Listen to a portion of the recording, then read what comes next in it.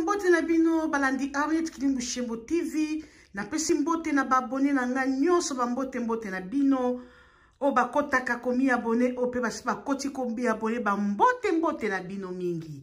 Lelo toza na lisolo likamo na acoustique.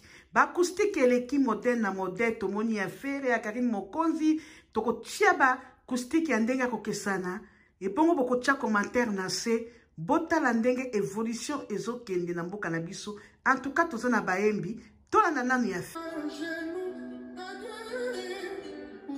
oh ngoma ba Angelu faire gola.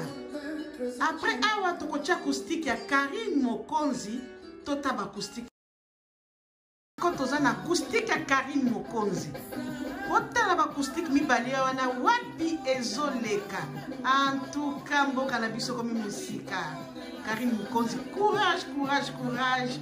Ya Karim Mokonzi yangwana. Ah, en tout cas, Congo kende liboso. Bino na commentaire, bon commenter.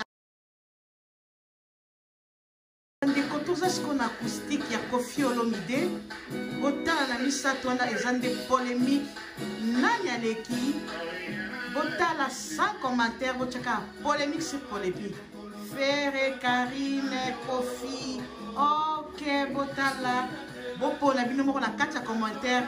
Acoustique ni eza kitoko. Toleka toujours pour bande commission na tozeka rapona ko sepelisa to mandaki na Karim Mokonzi. Tokoti na Karim Mokonzi, tokoti na Ferre, tokoti na Koffi. Toseka mwa ba acoustique muke totala oyo ezoleka, oyo eza kitoko. Na bandi na acoustique misato ande na monike e ko sepelisa batu malgré to tienda mundambu eza nango émission bino bopona nani ayembi acoustique ya kitoko nani a mérité mais na ndeko na biso ya mwasi Karim Mokonzi toko pese courage po ye abandi aza mwana mwasi abandi kala mingi te ayemba pete azaka pe musicien te mais ameki amekoli penza ameki quand même. Bolobi nini bokota kota bomi abonné par Kilimbu Shembo TV. Masolo eza kitoko, masolo eza elengi. Bolanda 3 acoustique wana okokota na video na yo landa osko malembe moko yo moko kotala te nani aza koyemba kitoko. Bomi abonné na koti te yebisa papa mama chérie bokota bomi abonné yo ka belengi ya Congo bana Zaire.